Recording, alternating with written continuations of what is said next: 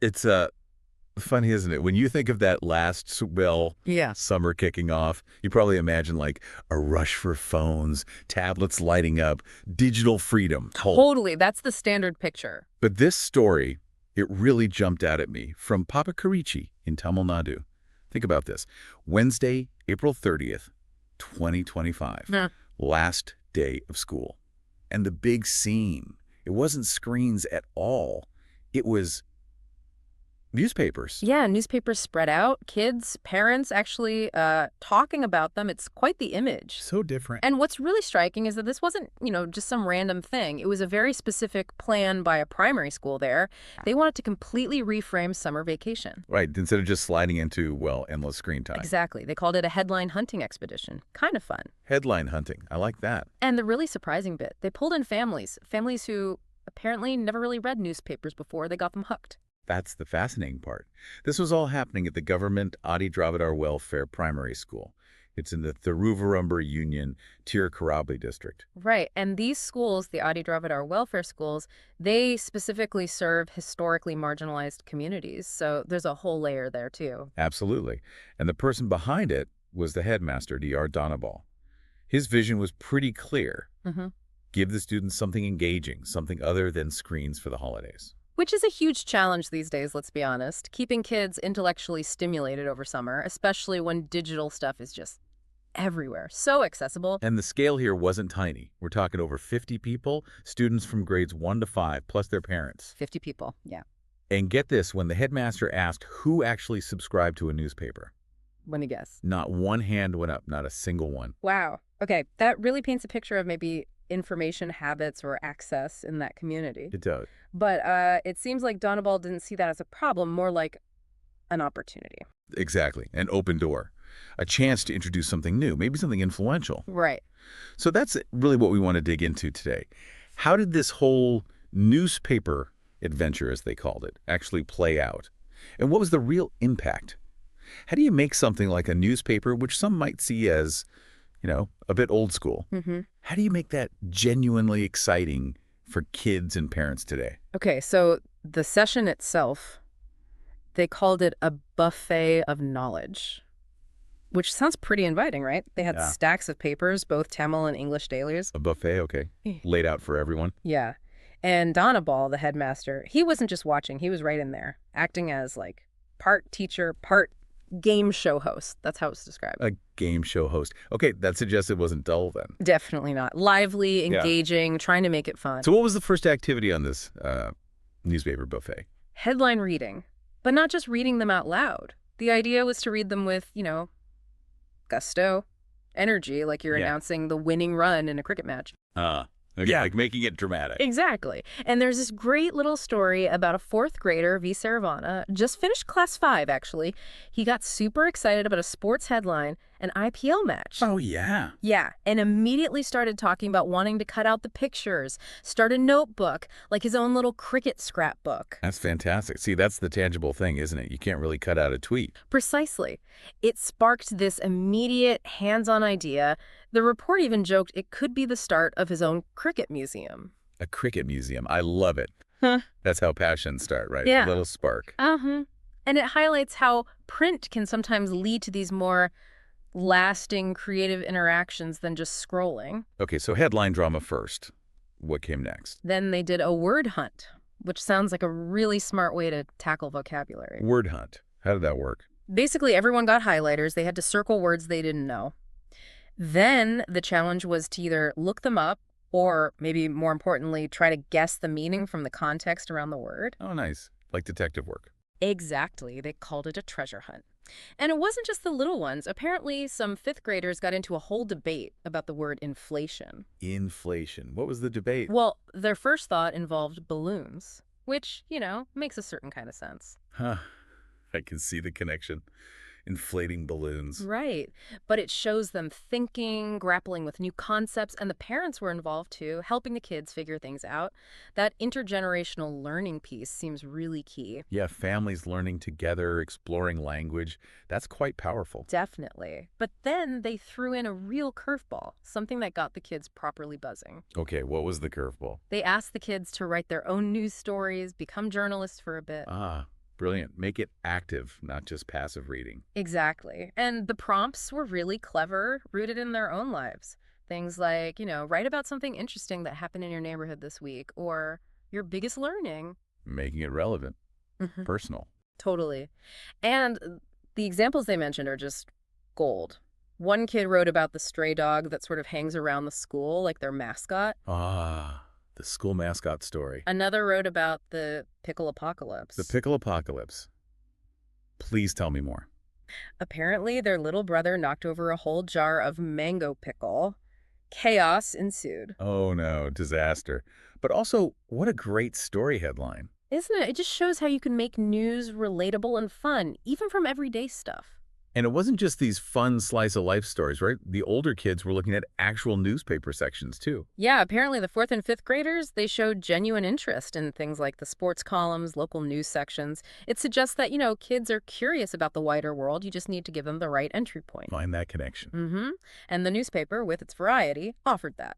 Now, you mentioned the parents were involved, but the report really emphasized their role. Called them the MVPs. Yes, the most valuable players. It seems that their enthusiasm was maybe one of the biggest, perhaps most unexpected takeaways. How so? Well, take B. Maliga. She's the president of the school management committee. She apparently said she'd never even thought about buying a newspaper before this. Really? Never. Never.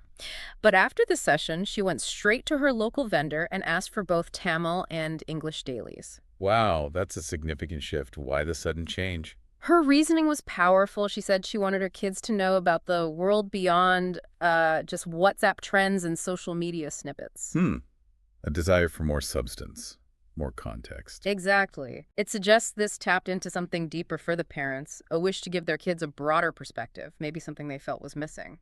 That's really insightful. It's not just about digital access, but what kind of information you value. Right. And then there was S. Jasmine, the president of the Parent-Teacher Association. She had what was described as an epiphany. An epiphany Yeah. about newspapers.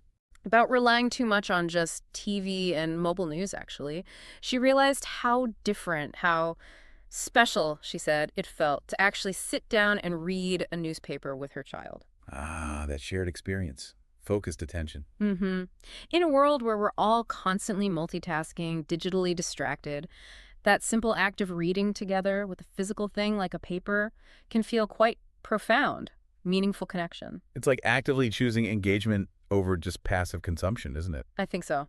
Taking a step back from the endless scroll. Okay, so the session itself sounds great, lots of enthusiasm, but summer vacation is long. How do they plan to keep this going? Keep the momentum up? Good question. This is where technology comes back in, but in a very specific low-tech way.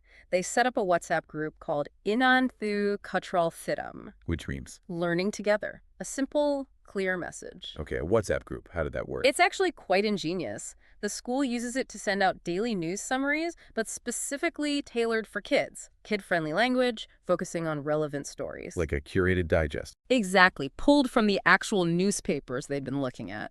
But it wasn't just one way, right? Not just the school sending stuff out. No, that's the key. It's interactive. Students and parents are encouraged to share their own thoughts, reactions, maybe things they read, using voice notes. Voice notes, okay? That makes it accessible, easy to participate. Very. It turns the group into this kind of virtual, ongoing news club. We heard about Saravana again, the cricket fan. Yeah? He apparently sent a voice note all excited because he read about a new park opening up in Tirupati. His mom even chimed in, suggesting they visit. Oh, that's lovely, connecting the news directly to their lives. Right. And another kid apparently gave this really dramatic reading of the weather report, complete with, like, wind sound effects. Ah, future meteorologist right there. Maybe. But it shows they're engaging, having fun with it. It's low-tech, uses tech they already have, and builds that community feeling around learning. It really sounds like a smart way to bridge that gap between school structure and summer freedom. Mm-hmm. Keeps the learning alive without being overly formal. So we've touched on why it worked, but let's dig a bit deeper. Why newspapers specifically? In 2025, what's their unique value proposition, if you like? Well, I think the tangibility we mentioned is huge. You can hold it, mark it up, cut things out. Remember Saravana's scrapbook? Or Maliga circling articles she wanted to discuss. Great, you physically interact with it, it sticks around. Unlike, a newsfeed that just keeps refreshing. Digital content can be so fleeting. Print has a certain permanence. Makes sense. It feels more solid, Mm. intentional. What else? Depth, I think. Newspapers generally offer more context than just a headline or a quick social media take. They provide background details. It teaches kids and adults, frankly, about story structure, the importance of looking beyond the surface. And the local angle too, right? You mentioned the park. Exactly.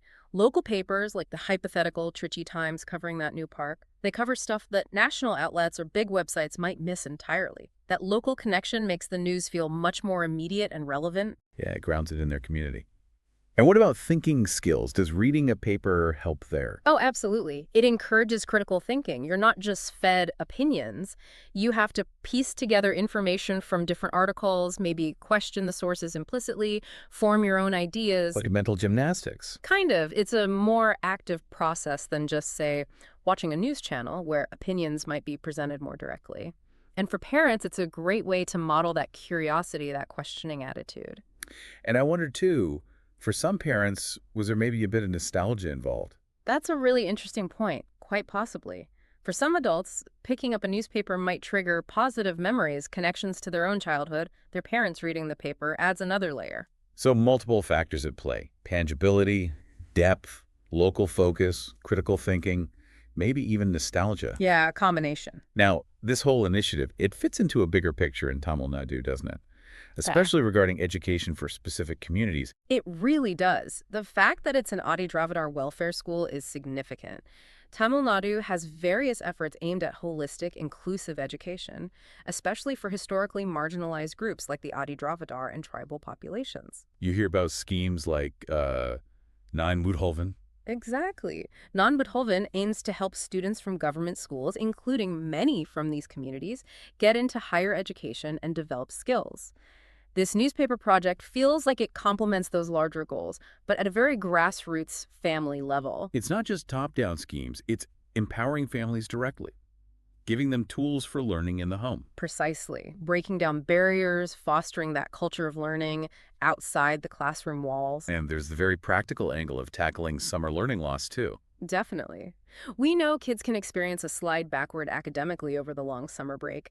Engaging with something like a newspaper reading, discussing, thinking it's a fantastic, low-cost way to keep those, brain gears turning. Low cost, accessible, seems ideal. But no initiative is without its hurdles. What challenges did they face, or might they face? Well, cost is the big one, isn't it? Newspapers aren't free.